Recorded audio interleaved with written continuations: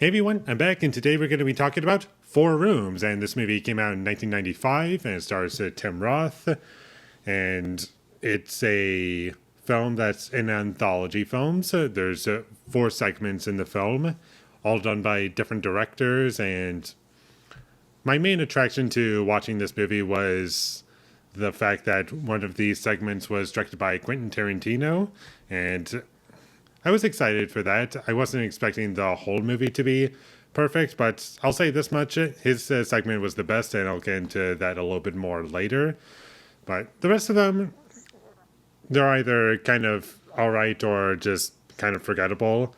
And Robert Rodriguez, he directed the first segment, and I thought that one was good. And I like the different styles that this movie has. Like, each segment feels like it's done by a different director, while also maintaining the same tone as the rest of the film. And the dialogue in this movie is very well written, and I like the characters in this movie, especially Tim Roth's character. He's very fun and entertaining, and honestly, it feels very different for him to play a character like this, and I just found that to be really enjoyable.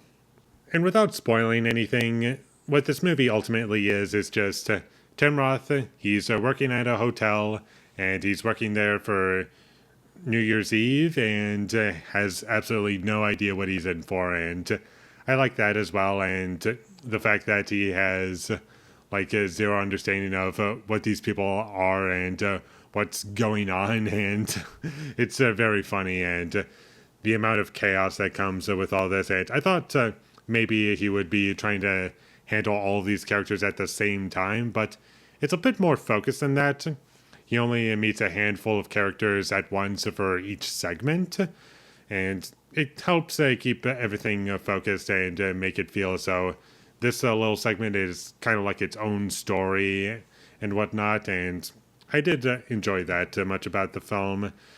And with Robert Rodriguez, him doing the first segment, I thought the movie was going to be a bit more fantastical as a whole, but that's really not what the whole movie is. And Robert Rodriguez and Quentin Tarantino, Robert Rodriguez doing the first segment and Tarantino doing the last segment, are definitely the most memorable ones, and the ones in between are kind of forgettable. And I didn't really get much of a voice from the directors on those ones, and they're also directors who I'm not really familiar with, and I've never seen anything from them ever. And I will say, getting into my issues with this movie, I did feel the runtime a little bit at points, most notably in the middle, because I just felt as though there were times where it just wasn't building to anything interesting, and there was some dead air and space where just not much was really going on, and I felt as though I was left wanting more, which I guess in ways is kind of a good thing. It's better to be wanting more than having too much.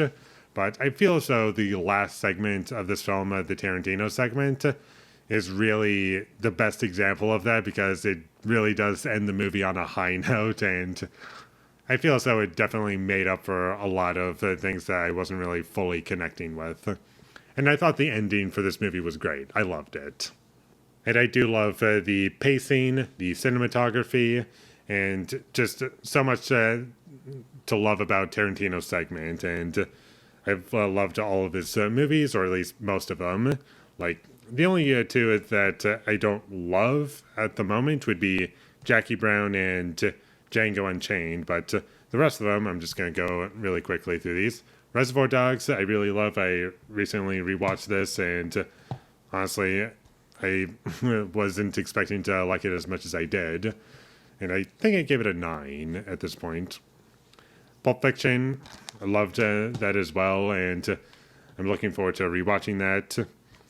Jackie Brown, I've seen twice at this point, and honestly, I feel as though it's time for me to rewatch it. And Kill Bill, this might be my favorite. I consider this one movie. I haven't seen the full Bloody Affair yet, but I'll check it out at some point. And Death Proof, this is the extended edition for Death Proof, and not the Grindhouse version. I consider this to be underrated. I think it's one of Tarantino's best movies, as in, like, top 5. Really love it. And then Inglourious Basterds, a movie that gets better every time I see it. Django Unchained, I already said, gets worse every time I see it.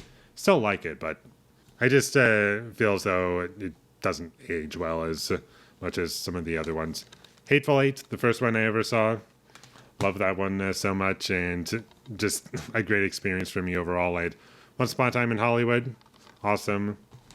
And I'm looking forward to his next movie, which I forget the name of it already, but that's not coming out until 2029, so a few years from now. But still, would love to check that out, and I'm just very excited for that. And I just love what Tarantino brings to the table, and I also was reminded that in the 90s especially, that's where he was really big, and he was like everywhere. Not only was he directing films, but he also wrote certain movies, like he wrote the script for True Romance and From Dusk Till Dawn, and he helped write the script for Crimson Tide, I believe, and he was pretty big in the 90s.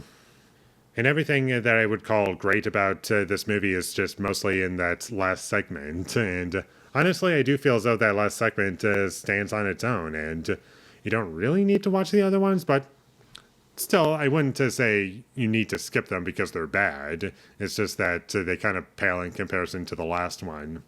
With the exception of the first one, it kind of stands out as, oh, that's kind of fun. And they're all enjoyable at the very least overall, but the last one's great. And I do love how Tim Roth's character, he kind of reminds me of Inspector Clouseau in ways, just the way his character interacts with everyone.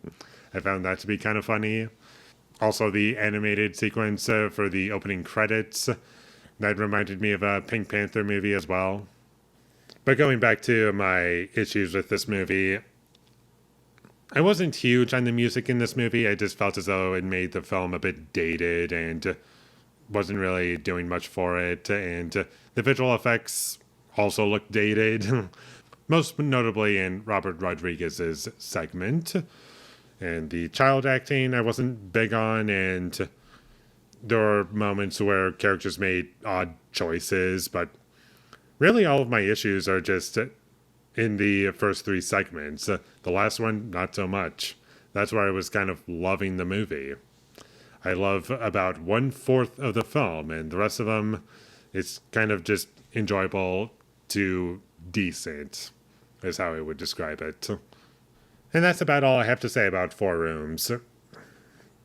I know I've been championing Tarantino a lot during this review, but I do feel as though that's the most interesting one to talk about, and I just feel as though everything that I would want from any of his movies is just found in that segment, and the tension building is great, and has some really great actors as well, like Bruce Willis, he's in that segment without spoiling anything, and Tarantino, he's also in it. He's pretty much the main character next to Tim Roth in that segment, which I find to be kind of funny. And I also love the long takes in that segment as well. And I could go on, but I don't want to spoil anything. And I just really love that last segment. And I would recommend you watch this movie just for that last segment alone. I think it's pretty great. So check this movie out whenever you get the chance. And with all that being said, I'm going to give Four Rooms a 6 out of 10. Thank you for watching my videos. As always, if you enjoyed this review, be sure to leave a like and comment down below you thought of Four Rooms, and my social media links, they will all be in the description, so follow me there. And last but not least, subscribe to be a part of Foley Nation, and I'll see when I get my next review up, and that is going to be for, and I'm pretty sure I'm going to mispronounce this, Eleanor the Great, directed by Scarlett Johansson, so look forward to that. But until I get that up, thank you for watching and have a great day.